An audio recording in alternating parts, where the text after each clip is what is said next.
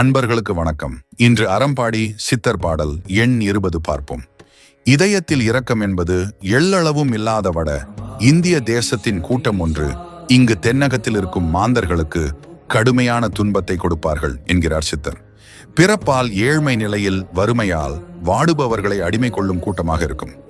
இந்த தென்னிலம் வெட்டியானான சிவபெருமானுடைய தென் தமிழ் பூமி என்று அறிந்திருந்தும் அந்த பாவியர்கள் மொழி இனம் ஜாதி பாகுபாடு பிரித்து இங்குள்ள நம் முன்னோர்களின் அறநெறி நூல்களை எல்லாம் எரித்து துவம்சம் பண்ணி ஆட்டம் போட்டாலும் ஆட்டத்தை அடக்கி அவர்களின் கொட்டம் அடக்க எம்மான் கல்கி நாதனே உயிர்த்தெழுந்து வருவார் என்பதை உலகத்தார் அறியாது போனாலும் அறம் காத்து வாழும் நல்லோர்கள் நன்கு அறிவார்கள் பரம்பொருளே என்கிறார் சித்தர்.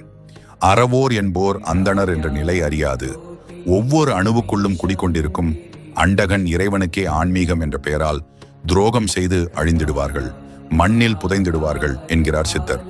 இதன் பயனாய் காலப்போக்கில் தென்மொழியான தீந்தமிழ் செந்தமிழ் தேமதுரமாக உலகமெல்லாம் ஒளி வீசும் என்பதை எமை காக்கும் பரம்பொருள் நீயே அறிவாய் என்கிறார்.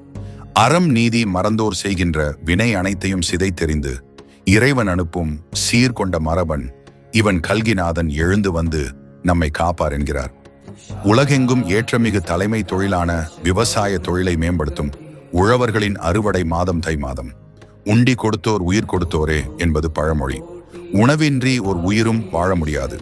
எனவே அந்த தை மாதத்தின் திருநாளான தை 1ஆம் நாளை வருடத்தின் முதல் நாளாக அறிவித்து தாய் தமிழை தன் உயிராய் காப்பார் கல்கிநாதன் என்கிறார். விஞ்ஞானம் என்ற அறிவியல் துணையோடு மெய்ஞானமே வெல்லும் என்ற தத்துவம் இவரால் விரைவில் வெளித்தோன்றும். கல்கிநாதன் நிமிர்ந்து நடந்தால் அகிலமெல்லாம் வளங்கொழிக்கும். அவர் பார்வைப்படும் இடமெல்லாம் வசந்தம் வீசும். இவர் நடக்கும் இடமெல்லாம் பூ பூக்கும். இவர் பார்வைப்பட்டால் நோயுற்ற மாந்தர்கள் எல்லாம் நொடிப்பொழுதில் குணமாவார்கள். பாடையில் படுத்து உறங்கி கிடக்கும் பிணம் கூட சிரித்து எழுந்து வரம் பெற்று எழுந்து நிற்குமாம். கீரிக்கு பாம்பு பகை, கிளிக்கோ கொடும் பூனை பகை, மானுக்கு சிறுத்தை பகை, மயக்கம் தரும் மயிலுக்கோ வேடன் பகை, மனித மாண்புக்கு கர்வம் பகை, மனிதர்களுக்கு சுயநலம் பகை என்றே புத்திமதி சொல்ல புறப்பட்டு வருவார். கல்கிநாதன் என்பதை புரிந்து கொள்ளுங்கள் மானிட மக்களே. நல்லோர்கள் வாழ்வில் சிறப்படைய அருள் நெறியை சொல்லி அதற்கான வழியை சொல்லி ஒன்றே குலம் ஒருவனே தேவன் என்ற கொடி உயர்த்தி ஒரு கொடியின் கீழ் இறையாட்சியை ஏற்படுத்தி இம்மண் மணக்க உதித்து எழுவார் கல்கிநாதன் என்ற உண்மையினை இந்த இப்பூ உலகம் விரைவில் உணரும் என்பதை யாம் அறிவோம் பரம்பொருளே என்கிறார் அறம்பாடி சித்தர். வணக்கம் அன்பர்களுக்கு வணக்கம்.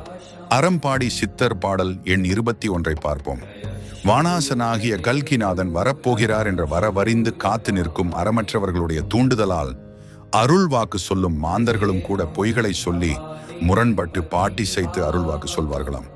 இதை தவம் இருப்பவர்கள் ஞானிகள் அறிவார்கள், தருதலையாய் திரிபவர்கள் அறிய மாட்டார்கள் என்கிறார் சித்தர். இறைவன் அனுப்பிய நெறி ஆசான் கல்கிநாதன் இவர் என்று தெரிந்தும் இவனல்ல அவன் வேறு என்றும் அவன் வரும் காலம் இதுவல்ல என்றும் நெஞ்சார பொய்யுரைத்து வடக்கரிடமிருந்து பொன் பொருளை பெருமளவு பெறுவார்களாம். இப்படி மறைத்து மக்களை ஏமாற்றுவதை தன்னால் பொறுக்க முடியவில்லை என்கிறார் சித்தர். இந்த அறநெறி ஆசான் எழுந்து வந்து இந்த உலகத்தை ஒரு கொடியின் கீழ் ஆளும் அருளாட்சி மலர்ந்திடும். நாளை இடைமறிக்க கொடுங்கரங்களால் விதைக்கின்ற சூழ்ச்சி ஒரு நாளும் வென்றுவிடாது என்கிறார் சித்தர். உண்மையை மறைத்து இழியோருடைய கை என்றைக்கும் மேலோங்கி நின்று போகுமோ நடக்காது என்கிறார் சித்தர். எம்மை போன்ற பேதைகள் இறைவா என்று இவ்வுலகம் நலம் காண உணதருளை தருவாய் என்றல்லவா வேண்டுகிறோம் பரம்பொருளே என்கிறார்.